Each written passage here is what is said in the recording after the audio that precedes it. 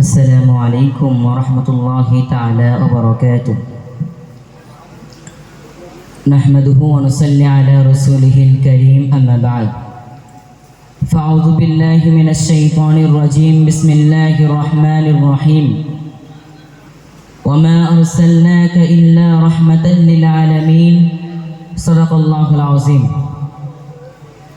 সর্বপ্রকার প্রশংসা সেই মহান রব্বুল আলামিনের দরবারে, যিনি আমাদের মতো অধম গুনাহগার বান্দাদেরকে এমন একটি পাক পবিত্র মজলিসে সুস্থ অবস্থায় আসার এবং বসার মতন তৌফিক প্রদান করেছেন।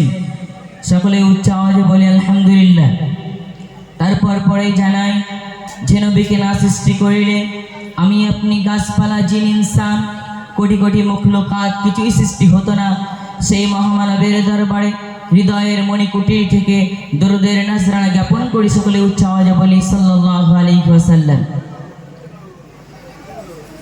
আজ সংগ্রামপুর আমিনিয়া মাজিদিয়া মাদ্রাসা বাৎসরিক সিরাতে রাসূল অনুষ্ঠানের বক্তৃতা সেমিনারে উপস্থিত সুদক্ষ সুচিন্তাশীল ন্যায় নিষ্ঠাবান বিচারকদ্বয় এবং প্রিয় শিক্ষক মণ্ডলী, সামনে উপবিষ্ট মাদ্রাসার সমস্ত ধরনের ছাত্র রসুল প্রেমিক শ্রোতা মণ্ডলী, সকলকে আমি আমার অন্তরস্থল থেকে প্রীতি শুভেচ্ছা হার্দিক অভিনন্দন জানিয়ে বর্তমান সময়ের দিকে লক্ষ্য করে আমি আমার ক্ষুদ্র জ্ঞানে বিশ্বনবী হুজুরে পাক সাল্লাল্লাহু আলাইহি ওয়াসাল্লাম সম্পর্কে নাতি দীর্ঘ আলোকপাত করার ক্ষুদ্র প্রয়াস রাখছি।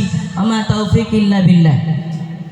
শ্রদ্ধেয় শ্রোতা মণ্ডলী, আমি আমার বক্তৃতার শুরুতে মহাসমুদ্র আল কোরআনুল কারীম থেকে ছোট্ট একটি আয়াত কারিমা তেলাওয়াত করেছি, যার ব্যাখ্যা তুলে ধরতে হয়। মহান স্রষ্টা রব্বুল আলামিন স্পষ্ট ভাষায় জানিয়ে দিয়েছেন, ওমা আরসালনাকা ইল্লা রাহমাতাল লিল আলামিন, অর্থাৎ হে নবী, আমি আপনাকে গোটা বিশ্ববাসীর জন্য দয়ার সাগর করুণার কাণ্ডের স্বরূপ প্রেরণ করেছি।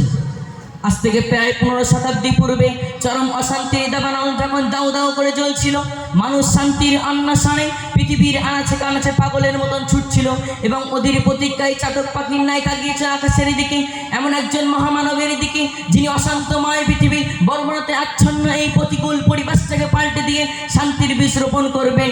ঠিক এমনই সময় শিশুনবী হযরত মুহাম্মদ সাল্লাল্লাহু আলাইহি ওয়াসাল্লামের আবির্ভাব হয়। শিশুনবী হযরত মুহাম্মদ সাল্লাল্লাহু আলাইহি ওয়াসাল্লাম যখন হাঁটি হাঁটি পা পা করে শৈশব কৈশোর পেরিয়ে যখন তিনি যৌবনে পদার্পণ করেন, তখন তিনি চারিদিকে চোখ মেলে দেখতে পেলেন চারিদিকে শুধু অত্যাচার, অবিচার আর মানবাধিকারের সম্পূর্ণ নির্যাতন চলছে। সে সময় রাসূল করিম সাল্লাল্লাহু আলাইহি ওয়াসাল্লাম অসহায় মানুষের দুঃখ দুর্দশা মোচনের জন্য ব্যাকুল হয়ে উঠলেন। চেহারা মোবারক তন্ন তন্ন হয়ে গেল যে কিভাবে তাদের মাঝে ফুটে তুললেন ইসলামের কালচারকে। সেজন্য বিশ্বনবী সাল্লাল্লাহু আলাইহি ওয়াসাল্লাম গুটি কয়েক সাহাবাদেরকে নিয়ে তিনি একটি হিলফুল ফুজুল সংগঠন নামে সংগঠন তৈরি করেন, যেখানে তারা নিয়ম তৈরি করেন, নম্বর 1 আমরা অত্যাচারিত মানুষের পাশে দাঁড়াবো, নম্বর 2 আমরা অত্যাচারীর হাতকে দুমড়ে মুচড়ে ভেঙে দেবো, নম্বর 3 আমরা বিধবা অসহায় এসে মিসকিনদের মাথায় হাত রাখবো। অর্থাৎ শুরু হলো শান্তির নবীর শান্তির প্রতিষ্ঠা এবং ধীরে ধীরে বাড়তে থাকে তার দায়িত্ববোধ। আবু হুরায়রা রাদিয়াল্লাহু আনহু থেকে বর্ণিত যে তিনি বর্ণনা করেন, রাসূল করিম সাল্লাল্লাহু আলাইহি ওয়াসাল্লাম স্পষ্ট ভাষায় বলেছেন, তোমাদের মধ্যে ওই ব্যক্তি উত্তম যে সবথেকে বেশি চরিত্রবান। প্রিয় শ্রোতা মণ্ডলী, আপনারা সকলে অবগত আছেন যে রাসূল করিম সাল্লাল্লাহু আলাইহি ওয়াসাল্লাম যখন তাইফের প্রান্তরে দিনের দাওয়াত দিতে গিয়েছিলেন, তখন তাইফবাসীরা রাসূল সাল্লাল্লাহু আলাইহি ওয়াসাল্লামকে পাগল বলে তাইফবাসীদের চতুর্প্রান্ত থেকে তাইফবাসীরা রাসূল করিম সাল্লাল্লাহু আলাইহি ওয়াসাল্লামের উপরে পাথর কাকর নিক্ষেপ করতে শুরু করলো। যখন রাসূল করিম সাল্লাল্লাহু আলাইহি ওয়াসাল্লামকে পাথর মারতে মারতে রক্তে রঞ্জিত করে দিল, যেমন সেই মুহূর্তে একটি বারের জন্য ভেবে দেখুন, কোন নবীর উম্মত আমরা যে রাসূল করিম সাল্লাল্লাহু আলাইহি ওয়াসাল্লামের উম্মত হওয়ার জন্য ইতিপূর্বে নবী রাসূলরাও পর্যন্ত আল্লাহর কাছে দোয়া করেছেন। কোন রাসূলের উম্মত আমরা যে রাসূল করিম সাল্লাল্লাহু আলাইহি ওয়াসাল্লামের দরবারে জিবরাইল আলাইহিস সালাতু ওয়াস সালামের মতন ফেরেশতা বসে থাকে, সে রাসূলের উম্মত আমরা। সে রাসূল আজ পায়ের প্রান্তরে রক্তে রঞ্জিত, আল্লাহ পাক রব্বুল আলামিন আর থাকতে পারলেন না। তিনি আল্লাহ পাক রব্বুল আলামিন জিবরাইল আলাইহিস সালাতু ওয়াস সালামকে পাঠিয়ে দিলেন, হে জিবরাইল তুমি চলে যাও রাসূল করিম সাল্লাল্লাহু আলাইহি ওয়াসাল্লামের কাছে। জিবরাইল রাসূল করিম সাল্লাল্লাহু আলাইহি ওয়াসাল্লামকে কাছে বললেন, হে আল্লাহর রাসূল আপনি একটিবার আমাকে আদেশ করুন, এই পাহাড় তুলে তাদেরকে পৃথিবীর বুক থেকে নিশ্চিহ্ন করে দেব। রাসূল করিম সাল্লাল্লাহু আলাইহি ওয়াসাল্লাম কি বলছেন দেখুন, হে জিবরাইল আপনি জিবরাইল আমিন একটিবার আমার কথা শোনো। আল্লাহ পাক রব্বুল আলামিন কি বলেছে তুমি কি শোনোনি? আল্লাহ পাক রব্বুল আলামিন বলেছেন, ওমা আরসালনাকা ইল্লা রাহমাতাল লিল আলামিন। আলামিন, হে নবী, আমি আপনাকে গোটা বিশ্ববাসীর জন্য দয়ার সাগর ও করুণার কান্ডারি স্বরূপ প্রেরণ করেছি। তাহলে তুমি বলো আমি কেমন ভাবে তাদের জন্য বদয়া করতে পারি? প্রিয় শ্রোতা মণ্ডলী, আর এই যুগের মানুষরা তারা রেখে যাওয়া সুন্নত মানে না, তারা রেখে যাওয়া কোরআন ফলো করে না, তারা রেখে যাওয়া আদর্শকে মানে না, বরঞ্চ তাদের পিছনে কটূক্তি করতেও বন্ধ করে না। ভারত বাংলাদেশ সহ পৃথিবীর বিভিন্ন দেশের কিছু কিছু ব্যক্তিরা রাসূল কারীম সাল্লাল্লাহু আলাইহি ওয়াসাল্লাম সম্পর্কে কটূক্তি কিন্তু করতে বন্ধ করেনি।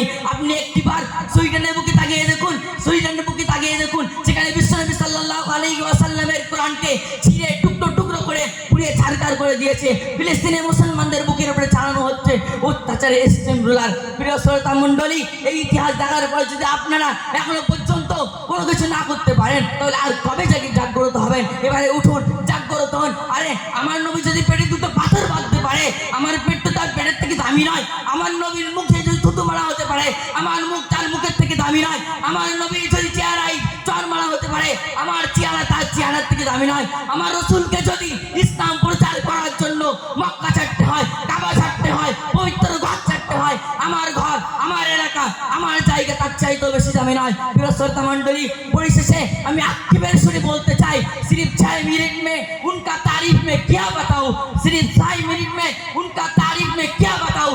आदमियों से देखे जलन उड़ जाए, पानी भी उसे दिखे प्यासा बन जाए। नस्रुम मिनल्लाह की व फतहुन करीब। अस्सलामु अलैकुम व रहमतुल्लाह।